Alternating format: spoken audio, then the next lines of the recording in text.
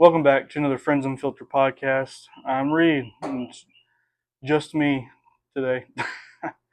um,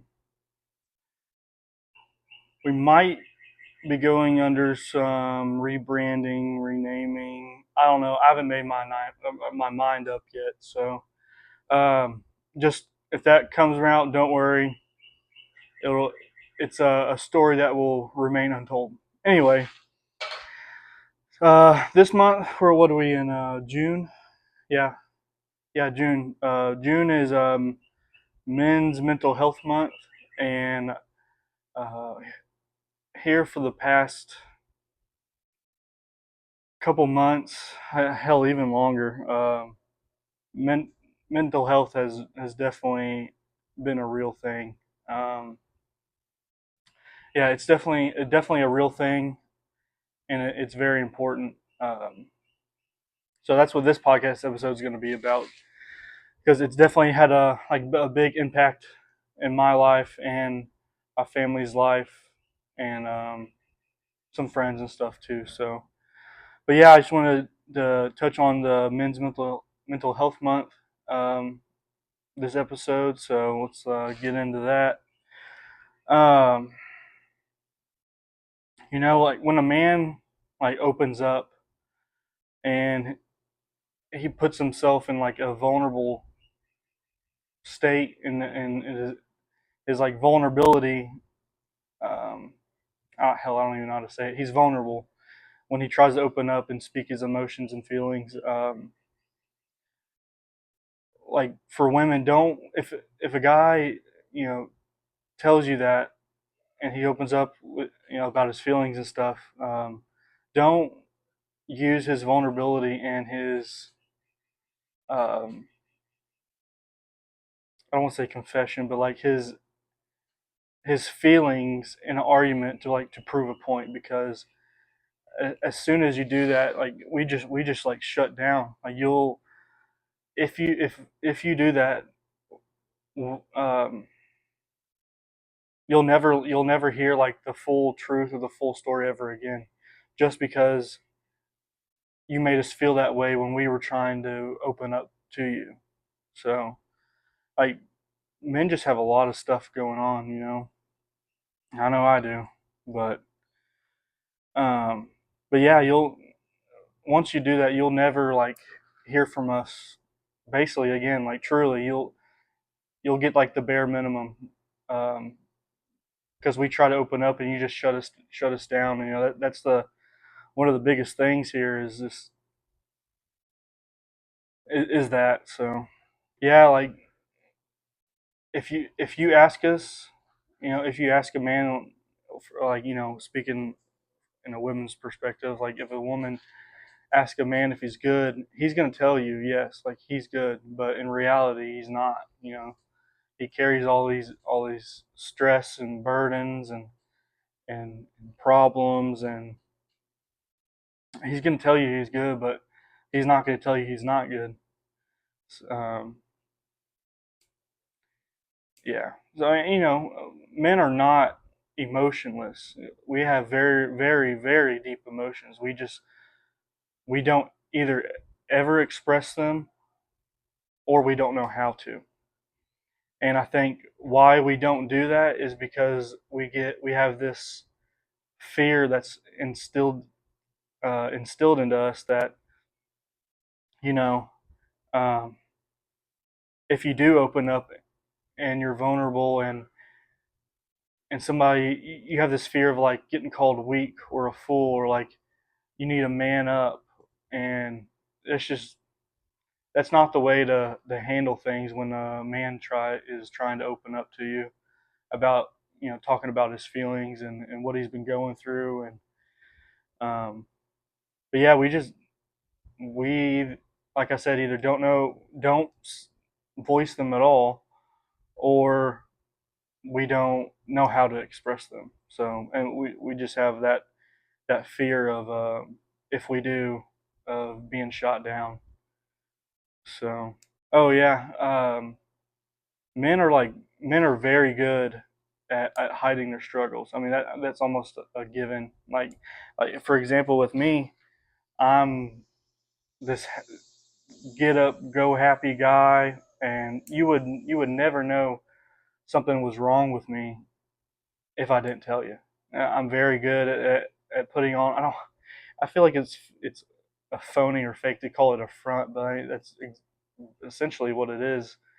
Is you put on this front of like everything's fine when in reality it's not, and I think that's also instilled with men is being good at hiding your struggles so other people don't have to worry about you. You don't want your family or your friends having to worry about you. You men just like keep it to themselves. Um, but yeah, but also like I said on my last segment was I think we're very good at hiding our struggles is because of that fear. Is that it's because of that vulnerability. It's that fear of being shot down and yeah, I mean that's why we don't say anything really. Um, and I'm pretty sure every man has tried to open up, and I think a big percentage of that they have been shot down, and that's just why that's the way they are now. Is just they don't ever say anything at all, or they're very, very, very hesitant if they even think about trying to talk. Um, but I saw this podcast episode with I believe his name was Chris Williamson and what's his name Deer Creek Deer Creek Wayne, and I think Chris asked like he Chris asked Wayne like what does he wish women knew more about men, and Wayne said uh, a very good quote, and it's very true that um, there's 10,000 more times going on in a man's head more than you know. Like there's a lot going on inside of a man's head. He said, oh yeah, like I guess I touched base on it earlier, or a couple minutes ago was if we communicate our feelings and struggles, we put ourselves in a vulnerable state. He said that we fear being called weak or a fool, and that his quote that statement that he said could not be more true. Like there's so much going on inside of a man's head that and so much weight that we carry on our shoulders from a day-to-day basis, uh, and it's almost like a bottling up situation. Like we bottle up literally everything, and because we don't ever talk about it because of that fear.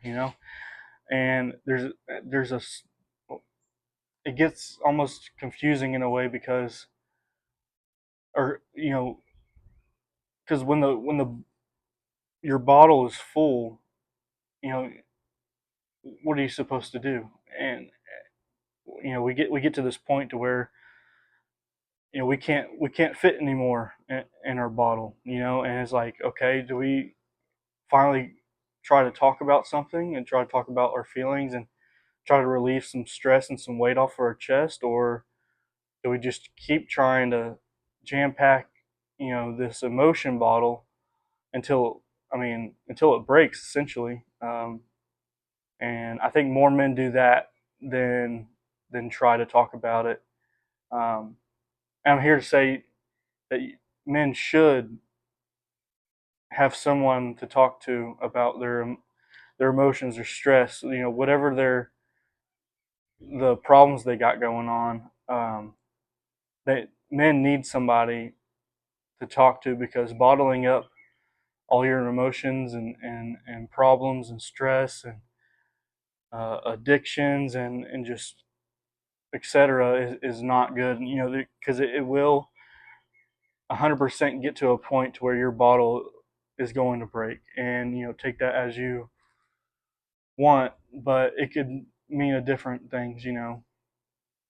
But I think we know what I'm talking about. Oh, my paper's going.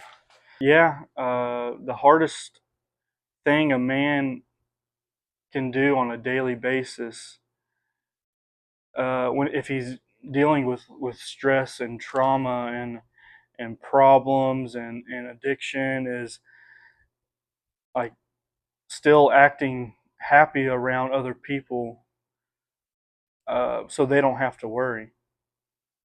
Like I said earlier, you don't want, you just keep it to yourself so your family or your friends, so they don't have to worry about that. You don't want them to have the stress of worrying about you and what you're going through. You just rather keep it to yourself and not, not have anybody else,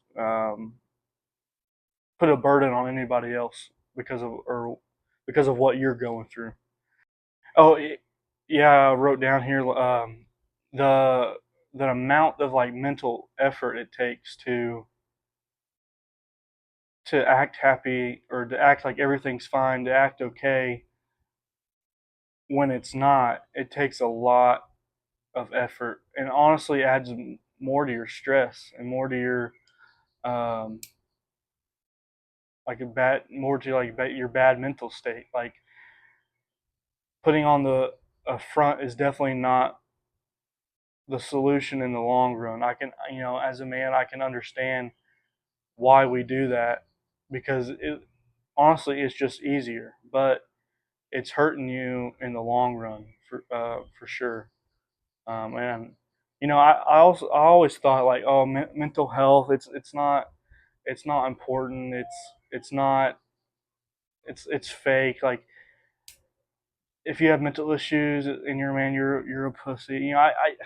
I used to like think that way, but um, here recently, uh, I say recently, it's been probably a couple of years now that I've been struggling mentally with some stuff and trying to overcome stuff for myself and better myself. But um, I got a family member that's going through some like actual like mental illness stuff, and it's real. It's very real. It's very important, and we should not be looking past uh, men's mental health. Um, it's definitely a make or break situation most of the time. Really, oh, we keep so much on our chest and on our shoulders that, if you don't know how to deal with it or who to talk to, it can break you. It really can. Um, I'll just go out. I've been broken plenty of times mentally. I've been to some dark places, man, and fortunately, I have overcome those. But I'm in a I'm in a weird situation right now mentally. It's not good, but it's not bad, and I'm trying to like find my way through. You know, you're this little tiny fish in a big ocean. You're trying to figure out which direction to go. That's kind of like where I'm at right now. But I got people to talk to. So I'll overcome it. It's just another bump in the road. I mean, I think every man says that, but another bump in the road means a lot more, to be honest. This might be a shorter episode, just because I wasn't able to film this past weekend to be able to put up Monday. So, and I'm having to do it myself now. That's another situation, but um, so yeah, this might be a shorter episode, but I really wanted to touch on men's mental health, and since June is Men's Mental Health Month, I thought it was the perfect um, situation and to do it. So I know this is not the funny read that you've seen and stuff. It's more of the serious, and like, because men's mental health is serious. It is very serious, and but yeah, I know this is not like the usual read you're used to seeing. But I definitely wanted to touch bases on this. So this has been a big like mental struggle for me. I'm not going to go into like details with it, but when I look around, like ever since I've gotten out of high school, I look around and I know people. I know there's a lot of men out there that do this, that think the same way. I look around and everyone else that's around me, they're all successful. Like, and you feel like you're not, or you feel like you haven't made it yet, or you feel like you're still struggling, and you're not winning. And that's honestly, I'm still struggling with that right now. Like I said, not going into details, but um, yeah, with me, I look around and just like, why why them? Why not me? Like, when is my time? And that can that can eat you up. It really can.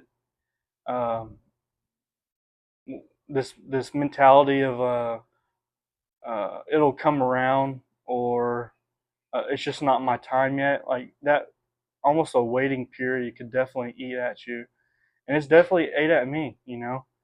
Um, but I guess it's not as severe with me, but um, you miss 100% of the shots you don't take, and that's why I started this podcast. It was fun. It's another hobby for me.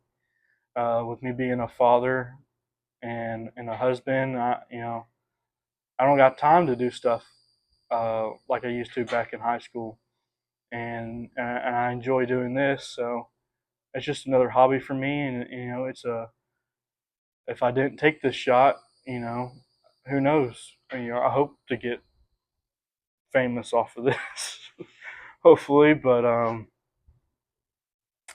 yeah, but if I didn't take the shot, then I would have never known if and if I would make it or not. So, but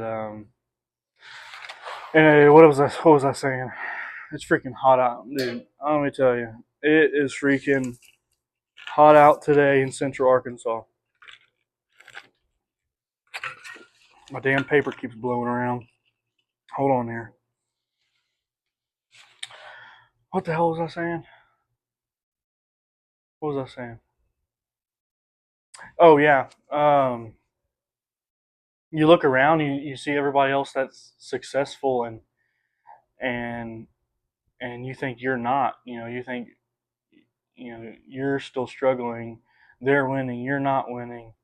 But honestly, like when you boil it down to like the smaller things, uh, if you are like trying to better yourself, trying to overcome mental stress, mental illness, addiction. Addiction, it plays a part in a lot of people. If you're trying to overcome those and you're putting in effort to overcome it, then you are winning.